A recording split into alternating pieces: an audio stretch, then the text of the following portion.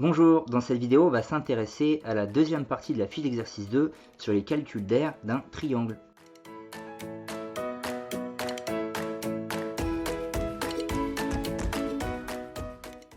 Donc dans l'exercice 4, on est en présence de 3 triangles, donc il va falloir pour chacun déterminer la surface. Alors je vous rappelle que pour plus de précision, il suffit de retourner dans la vidéo leçon qui traite du calcul d'aire dans un triangle. Mais en résumé, la formule c'est base fois hauteur divisé par 2. Et il fallait avoir compris que la hauteur c'était un segment qui allait être perpendiculaire à un côté et passer par un sommet, le sommet qui est en face du côté, le sommet opposé, et que justement cette hauteur prendrait appui sur un côté et ce côté va s'appeler la base. Bon, alors dans notre situation ici, c'est le cas facile, on n'a que deux longueurs qui sont connues, c'est celle qu'on va utiliser directement, il n'y a pas besoin de filtrer l'énoncé. La hauteur, c'est ce segment-là, qui mesure 4 cm, et la base, c'est donc le segment sur lequel la hauteur s'appuie, pour être perpendiculaire, c'est AB.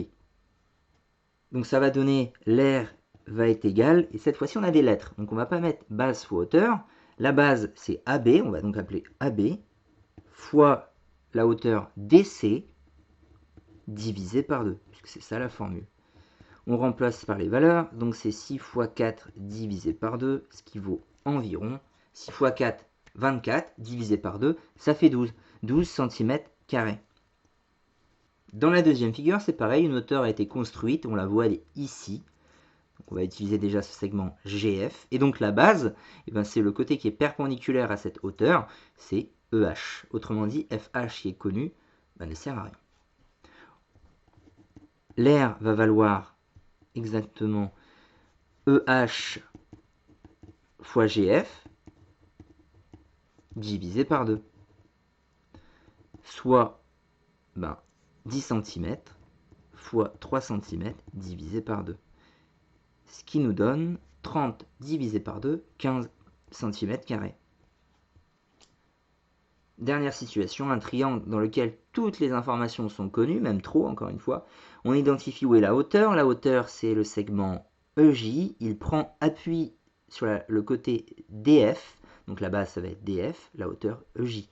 L'aire va valoir DF fois EJ, divisé par 2. Je reprends un crayon de couleur, pour vraiment qu'on soit bien clair. La base est là, la hauteur, pardon, et la base est ici. Voilà ce qu'on utilise comme information. Ici, ça avait bien été GF et EH. Et ici, ça avait bien été CD et AB.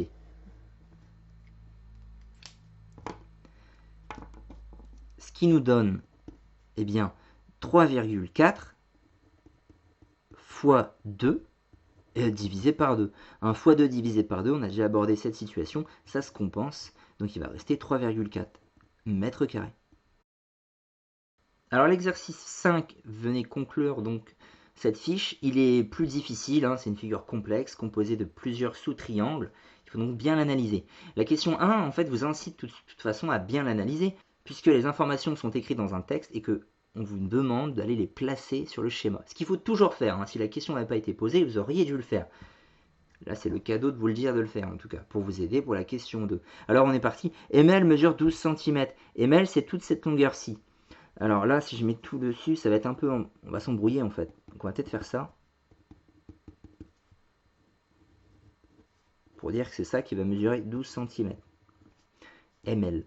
On a ensuite KO. Mon KO, ça va. C'est 4 cm. On a PN, 5 cm. Et enfin, OL, qui mesure 3 cm. On nous demande de calculer l'aire du triangle, c'est un triangle puisqu'il y a 3 lettres, KOL. KOL, c'est un triangle rectangle, si un angle droit ici, il y en a un là, triangle rectangle, et on connaît finalement les côtés.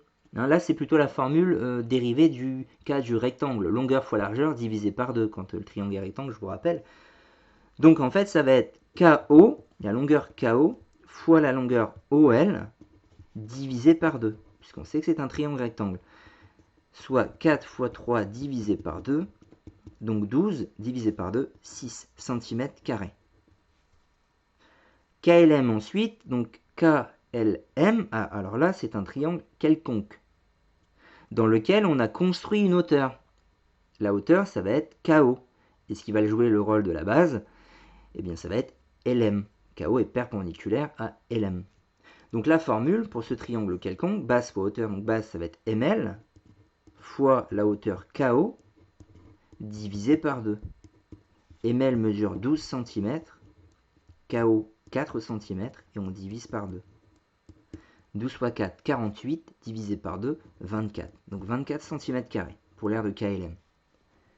LMN ensuite, donc LMN, donc là c'est le triangle de l'autre côté, également un triangle quelconque, dans lequel on a construit une hauteur, la hauteur PN, qui prend appui sur le segment LM également. Donc LM va être la base, et PN, la hauteur. On va repasser en rouge. Donc la hauteur est là. Voilà, je ne vais pas le faire parce qu'on va confondre. On va faire un pointillé d'un côté, remarquez. Mais en même temps, hein, donc on avait pour celui-là, ça qui a été utilisé, et ça. Deux fois de suite, on a utilisé la longueur ML. Ce qui nous donne ML fois PN divisé par 2, c'est-à-dire 12, ça n'a pas changé, fois 5 cette fois pour PN divisé par 2. 12 fois 5, ça donne 60. Vous le coupez en deux, vous obtenez 30. 30 cm².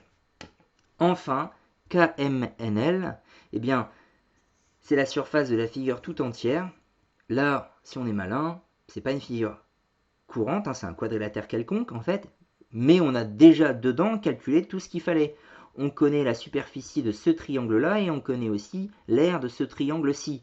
Donc, la logique va être tout simplement d'additionner les deux surfaces. Donc, on va écrire l'aire de KMNL va être égale à l'aire de KLM, le triangle vert, plus l'aire du triangle rouge, LMN, c'est-à-dire 24 cm² plus 30 cm².